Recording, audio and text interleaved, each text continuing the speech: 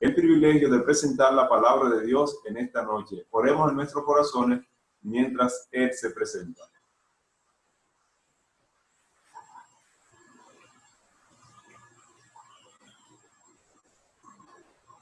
Emil.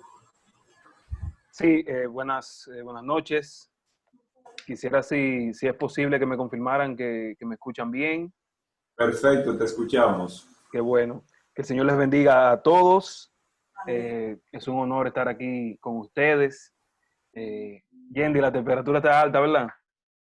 Es un honor estar en casa, ¿no? Estar de nuevo y verles reunidos, al menos por esta vía, que en medio de estas circunstancias permite que la iglesia se mantenga en comunión y se mantenga cumpliendo con la misión. Esto también hace que ya no sea tan difícil ir al culto los miércoles y a la vez nos mantiene, ¿verdad que sí?, en función, nos mantiene unidos como familia, porque esta situación ha venido a enseñarnos que aunque estemos distanciados, no estamos lejos. No estamos lejos unos de los otros, ni estamos lejos de nuestro Dios tampoco. Dios no está lejos de nosotros, está, ¿verdad?, como dice su palabra, cercano a nosotros que le buscamos de todo corazón.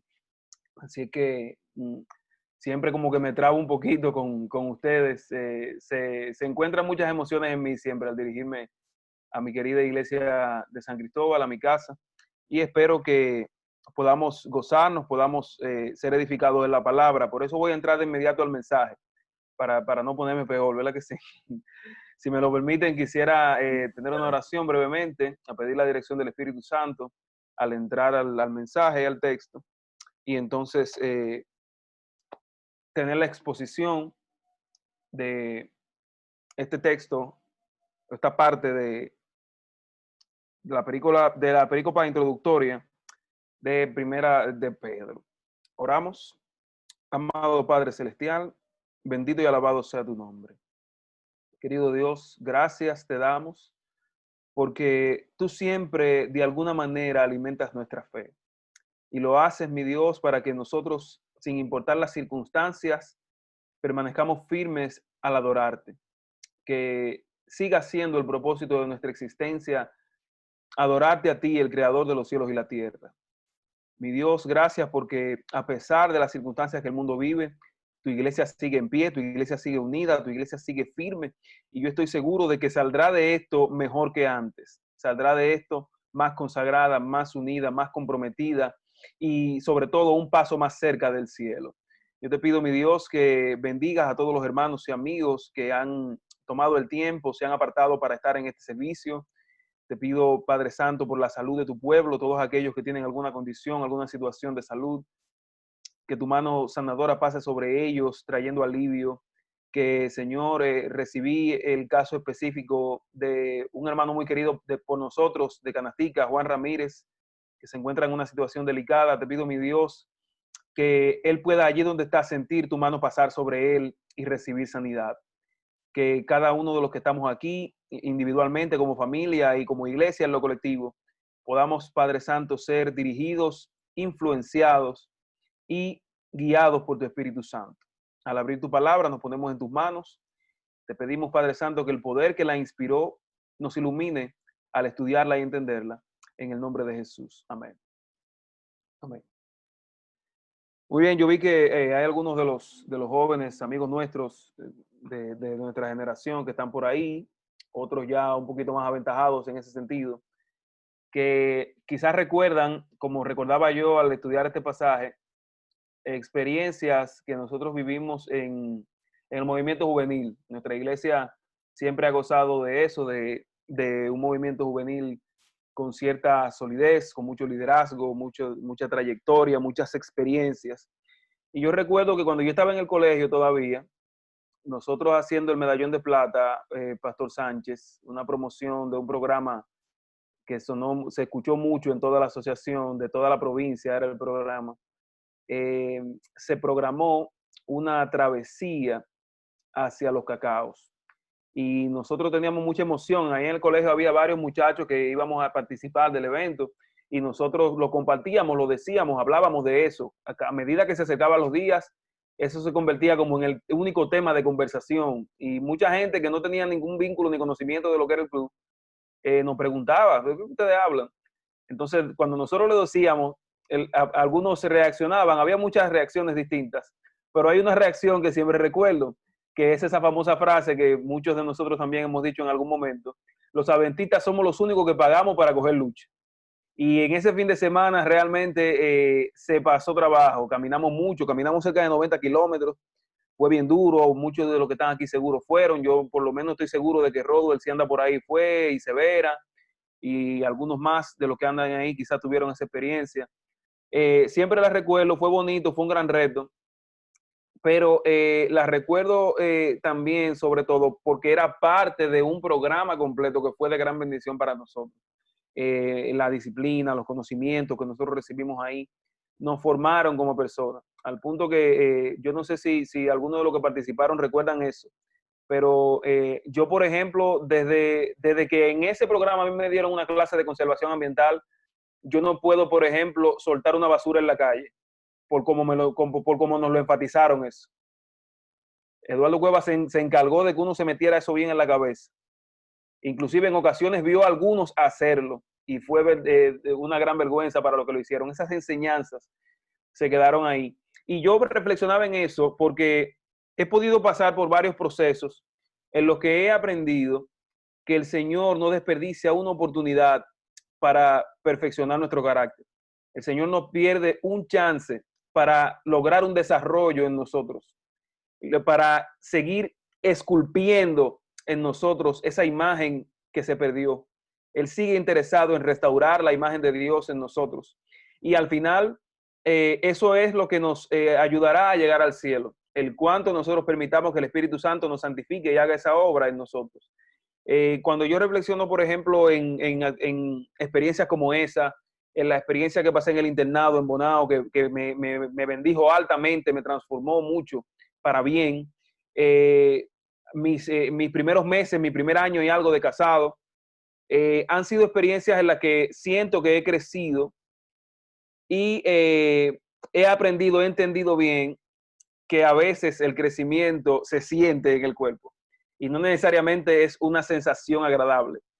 Espero que me estén entendiendo. Por eso alguien dijo alguna vez que crecer duele, porque se siente en el cuerpo. Eso mismo pasa cuando usted hace ejercicio. Hay ejercicios que no funcionaron si usted no siente ese dolorcito en el cuerpo, que después, ¿verdad?, da el placer del alivio. Esa, en parte, es la experiencia de nosotros los cristianos, es lo que pasó el pueblo de Dios en la diáspora, como explica la primera epístola, la primera carta de Pedro en los textos, en los versículos que vamos a leer. Y estoy seguro que debe ser también la experiencia de muchos nosotros. Es por eso que le hablo de esto, porque está relacionado con lo que quiero desarrollar en el texto. Antes de entrar a los versículos, quisiera aclarar algo como una especie de paréntesis. Hay una creencia muy popular, especialmente en los ambientes nuestros, que viene desde muchísimos años atrás, de eso se debate todavía, porque hay algunos aspectos que quizá pudieran considerarse como ciertos, pero es una teología que está esencialmente mal fundamentada, que es la que se conoce como la teología de la retribución. Es como si hubiera una lista de castigos para cada pecado que el ser humano cometiera.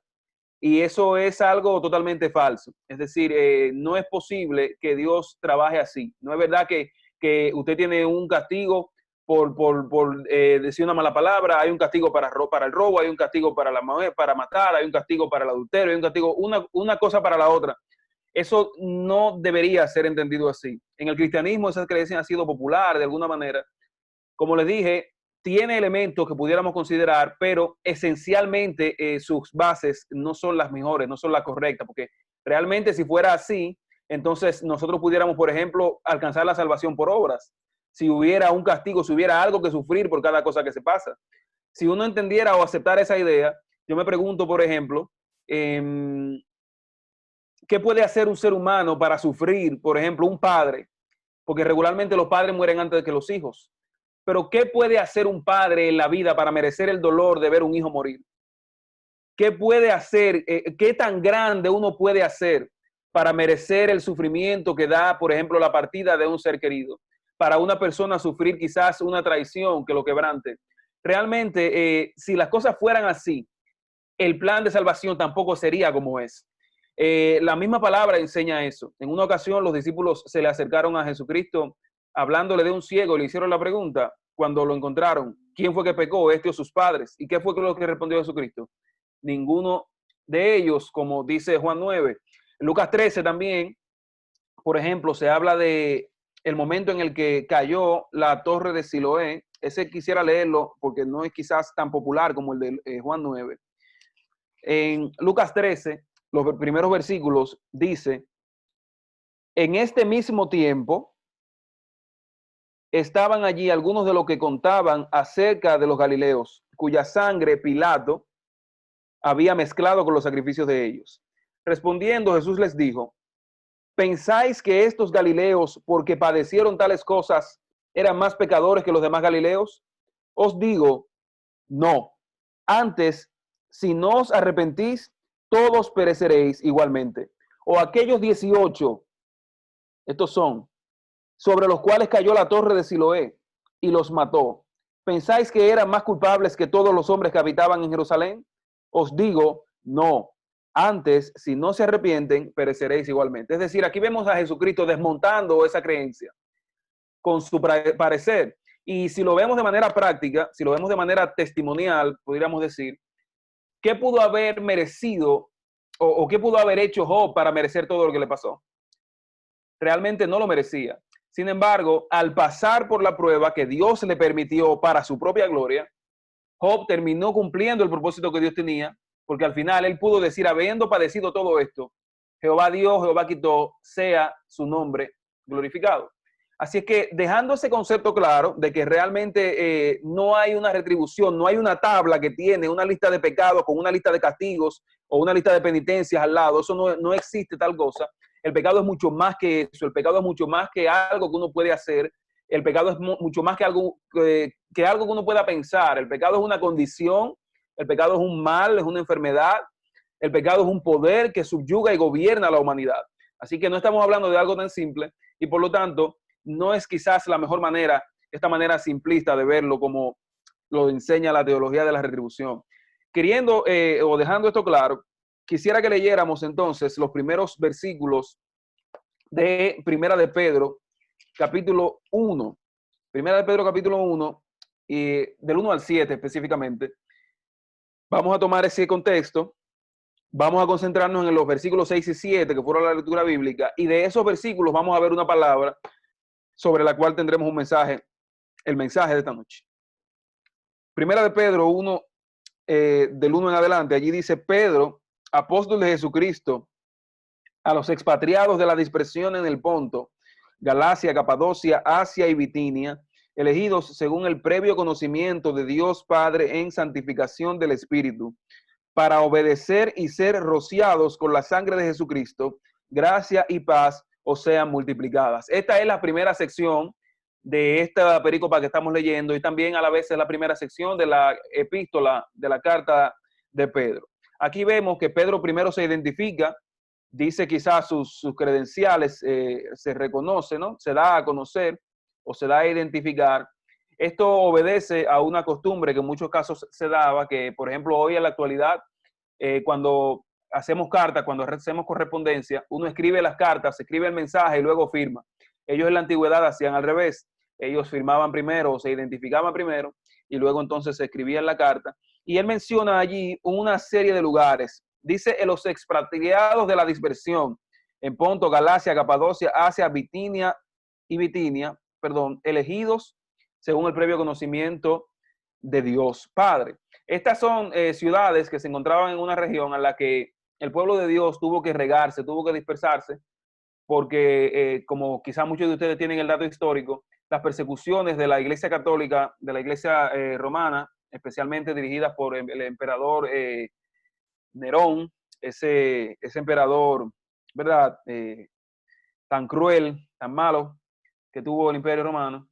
Esas batallas o esas persecuciones provocaron que el pueblo de Dios saliera a huir por su vida, que se encontraran aislados. Y yo quisiera porque no quisiera engancharme del tema del virus, pero se relaciona mucho a la experiencia de nosotros. Nosotros no andamos huyendo, pero estamos aislados. Estamos hablando de gente que quizás tuvo que dejar sus seres queridos, gente que tuvo que dejar pertenencias, gente que tuvo que salir de su ambiente, de su zona, para permanecer vivos y por causa del Evangelio.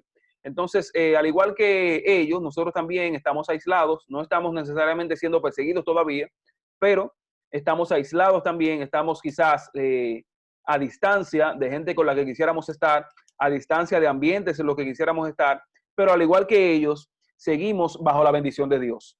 Y ese es uno de los mensajes que quiero dejar claro hoy del texto. Seguimos bajo la bendición de Dios. Mire cómo dice el versículo 2. Después de que los identifica, Pedro dice, elegidos según el previo conocimiento de Dios Padre en santificación del Espíritu. El ser elegidos por Dios, es decir, Pedro, ellos encontrándose en circunstancias adversas, comienza su mensaje o introduce su mensaje recordándole una bendición que ellos tienen. Y esto es importante. Si uno tuviera esto como filosofía de vida, es posible que uno viviera mejor. Porque yo estoy seguro que Dios quiere que uno, en lugar de sufrir por lo que no tiene, en lugar de sufrir por lo que no es, uno reconozca la bendición de lo que uno es y lo que uno tiene. Que uno se olvide de lo que no tiene, porque al final todo está en manos suyas. Y que uno pueda disfrutar, que uno pueda celebrar esas pequeñas victorias que Dios le da, que uno pueda vivir en el gozo de eso, de la salvación, que uno pueda perderle el interés a esas cosas, persiguiendo cosas que son inciertas para nosotros. Él nos recuerda sus bendiciones. Él nos recuerda que en Él podemos confiar. Él nos recuerda que Él ha estado con nosotros en otras dificultades y que por lo tanto está con nosotros en esta. Él nos recuerda que Él estuvo presente con sus hijos siendo perseguidos. Él nos recuerda que Él ha estado presente en todas las pestes y pandemias que se ha levantado en la humanidad. Él por eso nos recuerda que en este también está con nosotros. Él nos recuerda, por ejemplo, lo que a su manera presentó la sierva de Dios en sus notas bibliográficas en la página 216, esa famosa cita que dice que no tenemos nada que temer al futuro, a menos que olvidemos la manera como Dios nos ha guiado en el pasado. El Señor ha sido bueno, ¿y por qué dejaría de serlo ahora? No podemos olvidar sus bendiciones por las circunstancias que nos rodean, porque Dios, aunque nosotros seamos circunstanciales, Él no es circunstancial. Él es inmutable, Él no cambia, su carácter es siempre perfecto y es de amor y de bendición dirigido hacia nosotros. Así es que en Él podemos estar seguros porque fuimos elegidos según el previo conocimiento de Dios Padre en santificación del Espíritu. Versículo 3. Bendito el Dios y Padre de nuestro Señor Jesucristo, que según su gran misericordia nos hizo renacer para una esperanza viva por la resurrección de Jesucristo de los muertos, para una herencia incorruptible, incontaminada e inmarchitable, reservada en los cielos para vosotros. No sé si se dieron cuenta, Pedro aquí sigue haciendo lo mismo, sigue mencionándole al pueblo bendiciones que ellos tienen en el aspecto espiritual específicamente, les sigue recordando sus bendiciones, de la misma manera que Dios quiere que nosotros nos enfoquemos en nuestras bendiciones, que contemos nuestras bendiciones y las disfrutemos. Sigue diciendo el 5, a pesar de ser perseguidos, Pedro les dice que son guardados, que son cuidados por el poder de Dios mediante la fe para alcanzar la salvación que está preparada para ser manifestada en el tiempo final. Somos guardados mediante la fe para alcanzar la salvación. Aquí está el detalle importante. Otro detalle importante. El Señor en todo lo que hace tiene un propósito de acercarte más a Él y a la salvación que Él tiene preparada para ti. Y eso no necesariamente va a ser a través de las vías agradables. Eso no va a ser necesariamente hacia las cosas que nuestra humanidad caída está orientada. ¿Me entienden? El Señor no va a llevarnos a nosotros en nuestra propia naturaleza al cielo. Él viene a buscarse a sí mismo, dice Juan 14. Él viene a buscar un pueblo santificado, purificado, perfeccionado en Él, más semejante a Él que nunca. Él viene a buscar un pueblo que tiene que pasar por esa experiencia y que en muchas ocasiones esa experiencia, esa santificación, precisamente porque va en contra de nuestra naturaleza pecaminosa, nos causa dolor. Precisamente porque va en contra de nuestra orientación natural, debemos sentirla, debemos sufrirla. En alguna ocasión, el famoso predicador norteamericano A.W. Tozer dijo que el dolor es el megáfono de Dios, porque en muchos casos el ser humano necesita que Dios lo llame así. En muchos casos hemos rechazado la voz de Dios, hemos ignorado al Espíritu. Y aunque Dios no causa moralmente el mal, Dios es tan bueno y tan maravilloso que el mal que es propio del mundo caído en el que vivimos, Él lo utiliza y lo aprovecha para bendecirnos y para provocar algo espiritual de bendición para nosotros. Y eso yo quiero recordarlo, quiero dejarlo claro, porque en este tiempo surge mucho la pregunta: ¿dónde está Dios cuando yo sufro? ¿Dónde está Dios cuando se me muere un familiar? ¿Dónde está Dios cuando soy abandonado? ¿Dónde está Dios cuando me siento solo? ¿Por qué Dios permite estas tragedias? ¿Por qué Dios permite las tragedias naturales? ¿Por qué Dios permite el sufrimiento del ser humano si Él es amor? Nuestro Dios en esencia realmente es amor, pero no podemos olvidar, no podemos cegarnos a la realidad de que vivimos en el mundo que es gobernado por el pecado. Y ese pecado que tiene tantos efectos negativos, nosotros lo seguiremos viendo y seguiremos viendo sus efectos mientras estemos en esta tierra y hasta que Cristo venga. Eso no tiene que ver con su voluntad, eso no es lo que Él quiere. Eso sí está en su voluntad porque Él es soberano, pero Él no lo provocó, Él no genera, Él no orquesta el mal para el ser humano. Lamentablemente esas cosas son propias del mundo caído en el que vivimos y no podemos cometer el error de idealizarnos en el mundo simplemente porque creemos en un Dios que es todopoderoso. Es cierto, Él es todopoderoso, Él es amoroso, Él es soberano, pero Él no es el autor ni el originador del mal. Sin embargo, Él lo aprovecha y saca de eso bendiciones para nosotros que en el trayecto, en el proceso, no las podemos entender. A mí me parece que Rosali está ahí. Yo no sé si ella puede corroborar este concepto. Yo leí un concepto en psicología, por ejemplo, que se llama prejuicio de retrospectiva. En inglés se le llama eso hindsight bias. Que mire cómo funciona. Te lo voy a explicar con un ejemplo. Imagínese que usted va a una de esas tiendas grandes que hay allá. Vamos a mencionar a la pastora, a ver si algún día nos dan una ayudita. Si imagínense que usted va a La Sirena, por ejemplo, y la encuentra llena de gente, ese parqueo full, y le toca parquearse allá en el parqueo que está más lejos de la puerta. Ya es posible que usted mentalmente esté bloqueado y esté aburrido y le moleste. Oye, me voy a tener que caminar tanto. Toda esta gente, ¿de dónde salió? ¿Verdad que sí? Es posible que usted se incomode así. En ese momento, usted no va a pensar que usted le cae bien la caminata. En ese momento, quizás usted no va a pensar que el ejercicio le puede caer bien. Así que ya es posible que usted esté llegando incómodo. Imagínese que ya usted está incómodo por eso. Imagínese que ya usted se incomodó, cogió el pique. Entonces usted viene, se parquea donde encuentra y coge aire. Bueno, vamos. Y de repente, cuando da los primeros 3 o 4 pasos, mira para abajo y se encuentra un billete de 2,000. Ay, ¿qué usted hace? Mira para los lados. Está ahí. ¿Verdad que sí? Es posible que usted inocentemente lo coja. Usted haga lo que haga con eso. Lo más probable es que el pique del parqueo lejos se lo olvide. Ahí mismo ya se olvidó el pique del parqueo lejos. Porque usted se encontró algo bueno. Y después hasta entonces venimos y ahí sí metemos a Dios. Wow, eso fue Dios que me mandó ese parqueo tan lejos porque me tenía esos 2,000 ahí. Ajá. Pero eso no era lo que usted estaba pensando cuando estaba incómodo. Porque lamentablemente nuestra fe es tan débil que no acepta a Dios en el proceso, no acepta a Dios en la prueba, en el dolor. Aunque al final lo entendemos, Dios quiere que nosotros tengamos una fe tan firme que acepte que Él esté en control aún de la peor circunstancia. Esos son los hijos que Él quiere. Es por eso que en el creyente, en el cristiano, de una fe profunda, ni siquiera debería existir la queja. Porque eso no honra ni glorifica a Dios.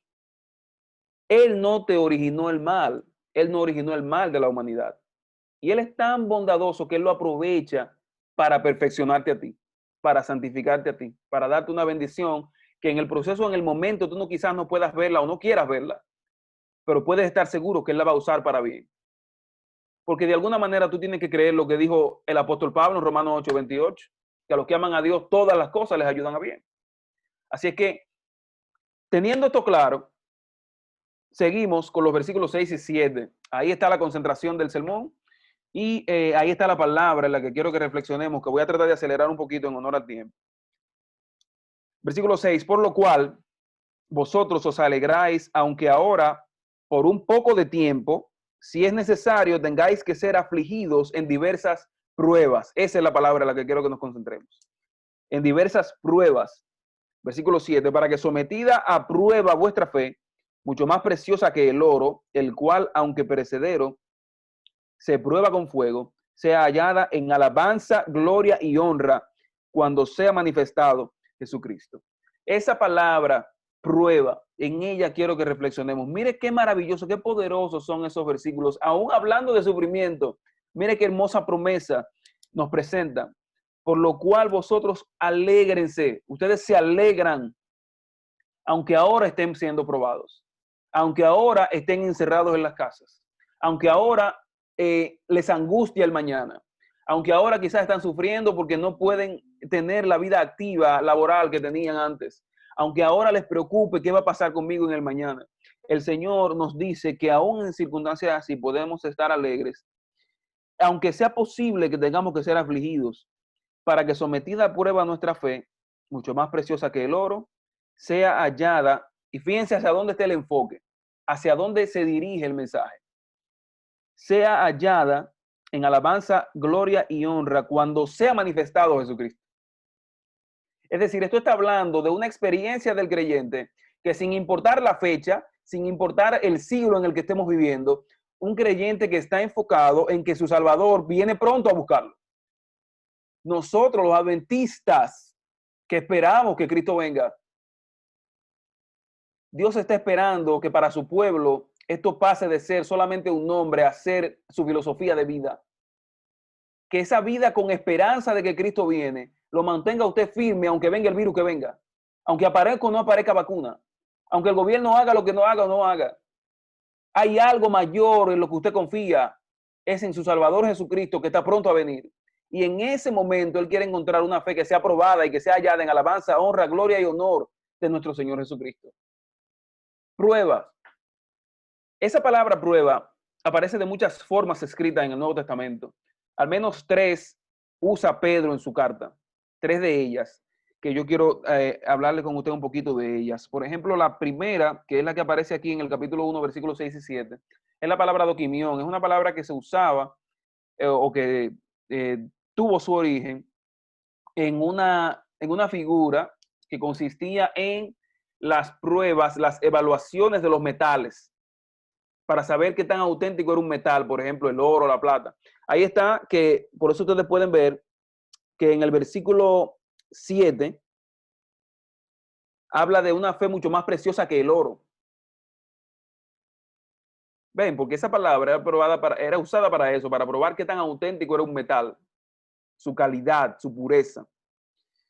Es por eso que debemos entender que la fe, su autenticidad, precisamente se confirma siendo probada. La fe de verdad, la fe real, precisamente se confirma cuando es probada. Y yo sé que muchos de nosotros seguro tenemos una fe real, pero esa fe necesita ser purificada y necesita seguir siendo probada. Miren la experiencia de Pedro, por ejemplo. Pedro amaba a Jesucristo. Pedro amaba al Maestro. Pero cuando Jesucristo lo confrontó, él estaba por recibir una prueba grande. Y Jesucristo, conociendo su corazón, se lo preguntó 3 veces: Pedro, ¿tú me amas? Y ustedes saben lo que él respondió. La tercera vez que respondió, incluso el texto revela, el texto demuestra en su forma intrincada, que Pedro lo dijo ya de manera airada, molesto: Señor, tú lo sabes todo. Él 3 veces confirmó que sí, pero terminó negándolo. Porque él amaba a Dios, pero cuando llegó la prueba de su fe, se demostró la realidad. Él posteriormente pudo recibir esa prueba y seguir hacia adelante creciendo en Cristo. Pero el ejemplo de su vida nos demuestra que la fe se confirma solamente cuando es probada. La fe debe ser probada, debe ser autentificada. Y eso es lo que pasa precisamente en las pruebas. Así que lo que usted y yo pasamos en todos los procesos, todas las etapas de la vida. Es algo que pasamos y que Dios permite que nosotros pasemos con el propósito de que nosotros desarrollemos una fe que cuando Él venga resulte en honra, gloria y alabanza a su nombre. Una fe que pueda ser confirmada, que su veracidad, su autenticidad se pruebe y sea a prueba de cualquier cosa. Ese es el primer propósito, lo primero que nos enseña este pasaje. En el capítulo 4 de esta misma carta de Primera de Pedro, él usa también la palabra prueba, pero con otro término detrás en el griego. Por ejemplo, en el versículo 12, Primera de Pedro 4:12, allí dice: amados, no os sorprendáis del fuego de la prueba que os ha sobrevenido, como si alguna cosa extraña os aconteciera. Ese versículo me parece muy interesante porque primero nos aterriza, nos recuerda que vivimos en un mundo caído, que para usted sufrir, para usted tener dolor, no importa que usted sea cristiano, no importa que sea árabe, no importa que usted crea en Mahoma, no importa lo que usted crea, para usted pasar por sufrimiento y dolor, nada más tiene que estar vivo y comer con sal. Todos pasamos por eso simplemente porque estamos en el mundo del pecado. Aquí nos lo recuerda este versículo. Y el 13 dice entonces: al contrario, gozaos por cuanto sois principiantes en los padecimientos de Cristo, para que también en la revelación de su gloria, es decir, cuando Él sea glorificado, cuando venga, os gocéis con gran alegría. No os sorprendáis del fuego de la prueba. Esta es la segunda palabra que aparece aquí para la palabra prueba en español, que es en griego purosis. Ya es una palabra un poquito distinta, porque habla un poco más de la experiencia, habla un poquito más del sufrimiento que causan las pruebas. Dios tiene un propósito maravilloso para el sufrimiento. Ese tema es difícil de entender a veces. Cuando no se conoce bien a Dios, es un tema difícil de abordar. Cuando no se tiene experiencia, comunión, todos pasamos por eso. A mí me costó entenderlo, me costó experiencias y me costó estudio. Yo, por ejemplo, a algunos de mis amigos allá les he hablado de un libro que me hizo entender eso muy bien, de un autor americano que se llama Michael Horton, que se llama Demasiado bueno para ser cierto. Es un libro completo que habla sobre la teología del sufrimiento. Eso no es cualquier cosa. Eso es difícil de comprender. Es difícil entender que Dios tiene propósitos en tu sufrimiento, pero Él lo tiene.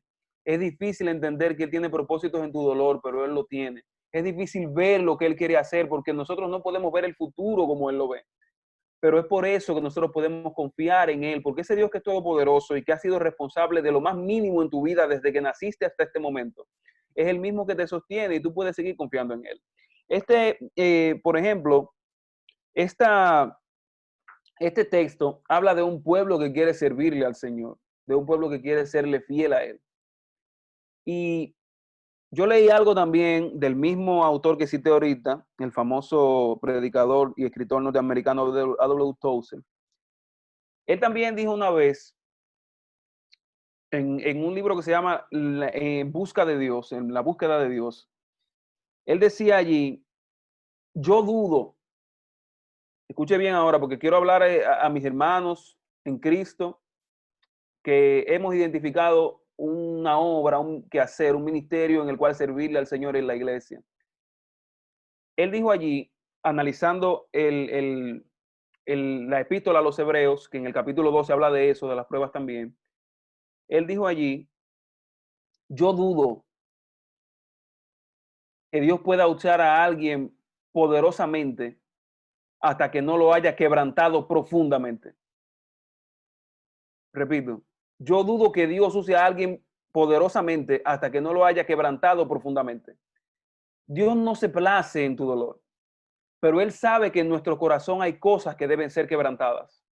En nuestro corazón todavía hay orgullo que Él debe quebrar. En nuestros corazones todavía hay egoísmo, hay maldad. El mal del pecado sigue todavía influyendo a veces en nuestras vidas, aunque queremos seguir a Cristo. Y Él tiene una obra que hacer cada día en la que Él debe quebrantar nuestro corazón, en la que Él debe, como la piedra que desciende en Daniel 2 y destruye la estatua y se establece. Dios necesita hacer eso en nosotros también cada día. Él necesita llegar a nuestro corazón, romper todo lo que hay que no le agrada y establecerse Él en nuestro ser. Así que ese es el quebrantamiento del que estoy hablando. Ese es el quebrantamiento, la prueba de la que habla aquí Pedro también, Y es bueno que nosotros la entendamos. Es bueno que nosotros la entendamos porque Dios nos quiere cerca de Él. Él quiere que nosotros entendamos que hay cosas que nosotros experimentamos también, porque Él en su infinita sabiduría permite experiencias, permite sufrimiento para que nosotros recordemos que solamente dependemos de Él. Para que nosotros volvamos a pensar, volvamos a reconocer que sin importar lo bueno que hayamos logrado en la vida, que también viene de Él, nosotros lo seguimos necesitando y lo necesitaremos cada día hasta que Él venga otra vez. Eso me recuerda lo que enseña la tradición cristiana. La tradición cristiana enseña que los pastores de ovejas, en ocasiones había ovejas que se le iban y ellos las rescataban, iban y la buscaban y la traían de nuevo. Inclusive había ovejas, pues las ovejas no son fáciles, hermano. Esa ilustración tiene mucho en lo que nosotros debemos pensar. Las ovejas no son necesariamente el animal más dócil. Había inclusive ovejas que la misma se le escapaba 2 y 3 veces al pastor. Varias veces la misma era renuente. Y había un momento, según enseña la tradición cristiana, en el que los pastores rescataban a las ovejas y cuando la encontraban, entonces le quebraban una pata a propósito. ¿Y qué pasaba con esa oveja entonces con la pata quebrada? Que mientras se recuperaba, dependía más de su pastor. Y mientras se recuperaba, tenía que estar más cerca de su pastor. Y en esa cercanía, en ese proceso de recuperación, esa oveja desarrollaba un amor por su pastor que no le permitía alejarse más de él. Muchas veces Dios tiene que hacer eso en nosotros también. Y es por eso que yo les digo, Él no orquesta el mal para nosotros. Él no planifica tentaciones para nosotros. Las pruebas Él las utiliza para nuestro bien. Las tentaciones vienen de Satanás con el propósito de que nosotros caigamos. Las pruebas vienen de Dios y Él las utiliza para que nuestra fe crezca. Es bueno que establezcamos esa diferencia y reconozcamos, ¿verdad? Como seguro ese himno que ustedes muchos han cantado, a través del dolor aprendemos a confiar en Cristo. La tercera palabra es la que aparece en el capítulo 5, en los versículos 10 y 11. Podemos leerla. Versículos 10 y 11 del capítulo 5 de Primera de Pedro. Aparece la tercera forma de la palabra prueba que Pedro utiliza. Dice allí, pero el Dios de toda gracia que nos llamó a su gloria eterna en Jesucristo, después que hayáis padecido un poco de tiempo, ese padecer, Él mismo os perfeccione, afirme, fortalezca y establezca. Oiga eso. Él mismo os perfeccione. Eso implica poner cosas que no hay y quitar cosas que no deben estar. Perfeccione, afirme, fortalezca y establezca. Todo eso el Señor tiene que hacerlo y lo sigue haciendo a través de todas las experiencias que nosotros pasamos, tanto las buenas como las malas. Esta palabra en español nosotros podemos entenderla mejor, por ejemplo, cuando hablamos de gente que tiene mucha experiencia en algo. Por ejemplo, cuando usted habla de quizás un abogado o de quizás un doctor, un médico, se usa la expresión, ese es un médico probado, ese es un abogado probado, porque es lo que da la experiencia, lo que da el convivir, lo que da la resistencia, el aguante. Ese estatus de prueba es a través del cual Dios quiere perfeccionarnos, afirmarnos, fortalecernos y establecernos. Dios sigue mostrándonos que tiene propósito para todo lo que nos pasa, para todo lo que ocurre en la humanidad y en nosotros también. Él quiere perfeccionarnos, afirmarnos y fortalecernos. Nosotros como cristianos, como creyentes en el mundo y el tiempo que nos ha tocado vivir, tenemos la tentación de vivir vidas muy dispersas. Es decir, siempre tendremos la tentación de que quizás nuestra vida no sea igual los fines de semana que entre semanas. Es posible que los afanes de la vida se lleven el mejor de nuestro tiempo, se lleven nuestros recursos. Las cosas a las que aspiramos, es posible que se lleven siempre lo mejor de nosotros. Dios quiere que nosotros seamos cristianos perfeccionados, afirmados y fortalecidos. Que nosotros, quizás lo que está disperso en nuestras vidas, Él quiere unirlo, unificarlo para que nosotros seamos cristianos poderosos, creyentes poderosos. Por ejemplo, aquí yo estoy debajo de una lámpara en la sala de la casa. Esas lámparas iluminan mucho. Esas lámparas no son iguales a un láser, por ejemplo. que me imagino por ahí anda Oscar, que puede corroborarme. Hay rayos láser que, por ejemplo, pueden quemar, hay rayos láser que pueden perforar superficies concretas por lo potentes que son. Y la diferencia entre una lámpara y un láser es que todos los fotones del láser están unificados hacia un solo punto. Están dirigidos todos hacia un solo punto. Y que los fotones de la lámpara están dispersos. Pero si yo le pregunto a usted, ¿cuál es más poderoso? El láser es más poderoso, en el que todo está unificado, en el que todo está unido, en el que hay un enfoque. Dios sigue llamándonos a nosotros a ser también cristianos enfocados, a ser cristianos perfeccionados en Él, a ser gente que en todo viva para la honra y la gloria de Dios. Y eso no es posible cuando nosotros hacemos lo que Jesucristo dijo, que el que quiera salvar su vida, ¿qué va a pasar? Pero si nosotros gastamos nuestra vida por Jesucristo, entonces al final la ganaremos. Y eso solamente se logra viviendo concentrados, pretendiendo de manera deliberada, buscando la ayuda del Señor para honrar y glorificar a Dios en todo. En el momento bueno, en el momento malo, en la bonanza, en la desgracia, en las alegrías, en las tristezas. El propósito nuestro debe seguir siendo el mismo. Vivir para la honra y la gloria de Dios. El Señor tiene propósitos con estas cosas.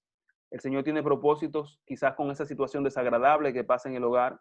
Él tiene propósitos con esa situación familiar difícil. Él tiene propósitos con la experiencia de los padres con los hijos que se alejan. Él tiene propósitos con la experiencia de la gente que tiene angustia, la gente que sufre, que teme al mañana. El Señor sigue controlando la existencia y por lo tanto sus propósitos siguen siendo preeminentes. Y todo lo que nosotros vivimos, incluyendo las pruebas, está dentro de ese plan.